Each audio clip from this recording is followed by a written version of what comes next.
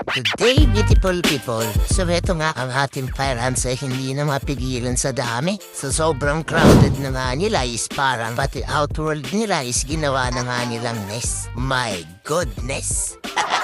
Parang hindi nga sila approve sa ginawa nating extension at nababahala nga ako is paubos na yung tubig ng test tube na yan, ano?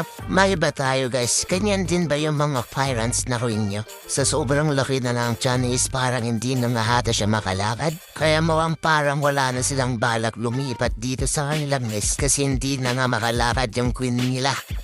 Basta sa naobserbahan ko is parang tinutulo na nga lang nila, no? Para lang makalipat sa ibang pwesto. Baka naman pwede nyong i-share yung mga parents nyo din guys sa comment section. O ako na lang ba yung nag-aalaga nito?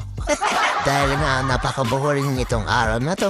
Meron akong ipapakita sa inyo kung bakit to naging invasive na langgam. Kung makikita nyo nga sa video is meron tayong hawak na queen. Ito kinapulot lang natin sa labas, ano? At kung mapapansin nyo ngayon, may pakpak pa siya.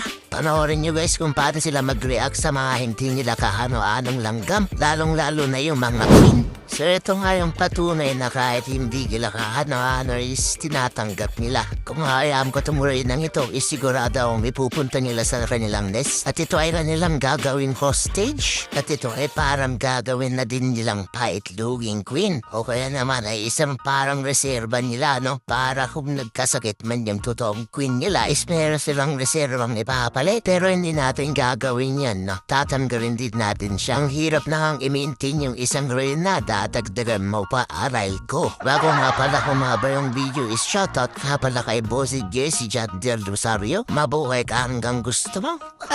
Balik tayo dito sa ating langgam. Ito nga pala ay bago natin huli. Siya ay solid black at kung mapapansin nyo nga sa likod niya is meron parang patusok malapit sa kanyang thorax. Kung meron man nakakalam na kung anong SP ito ng Camponotus is paki-comment below naman guys. Salamat! Pero syempre, since nandito na tayo, i-update na din natin itong nahuli natin nung nakaraan. Itong nasa video nga pala is isang Colobopsis Leonardi. Kahuli lang natin itong February 14. At yung mapapansin nyo nga yung pakpak na is dalawa na lang, ano? Tinanggal niya yung lower part. At itong isa naman is nahuli natin noong February 15. At isa itong Camponotus. Kung makikita nyo sa video is parang mapula-pula siya. At syempre, ito din yung isa guys. Kamukha niya din. Kung alam niyo yung mga ID niya ito guys is pre-comment below naman para mayroon na silang apelido.